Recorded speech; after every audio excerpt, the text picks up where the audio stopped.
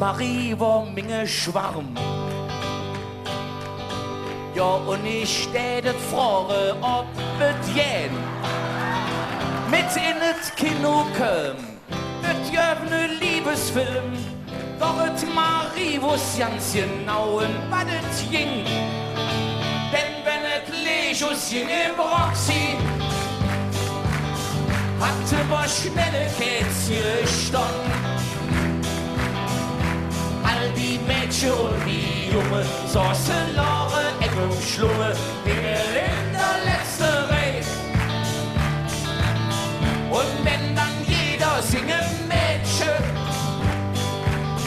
hungeret wiese Blüschen ging, da hatte mir auch schnell kapiert, was es noch im Leben geht, außer Fußball und Karmei. Doch et Maries hat leider nicht. Und wie durch Zufall kommt Lisbeth vorbei. Das war nicht grad ne Schuss, auf dem man fliehen muss. Doch wenn es dunkel weht, sind alle Mädchen schön. Denn wenn es Lechus ging im Roxy, hatte man schnell Kätzchen. Und die Junge saßen Lore eng im Schlunge, hingen in der letzten Reihe. Und wenn dann jeder singen Mädchen hungeret wiese Blüschen ging,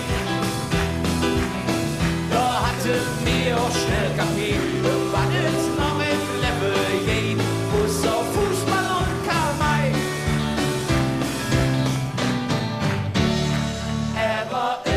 Irgendwann ging im Roxy dann et Licht für immer aus. Sie hatten dann wie überall ne Supermarkt da drus. Ming in Köf Marich hücken im Liss. Und in dem Lade, wo der Supermarkt ist, steht et Marie Schörem, et Stück Verkäuferin.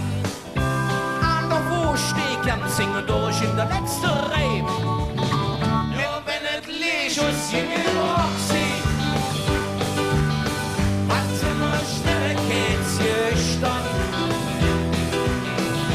All die Mädchen und die Junge saßen Lore eng im Schlunge, hingen in der letzten Reihe.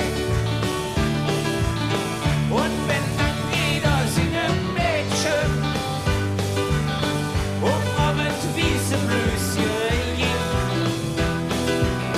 da hatte mir auch schnell kapiert, was es noch im Leben geht, außer Fußball und Karmei, außer Fußball und Karmei. Und Messwing in der Sakristei.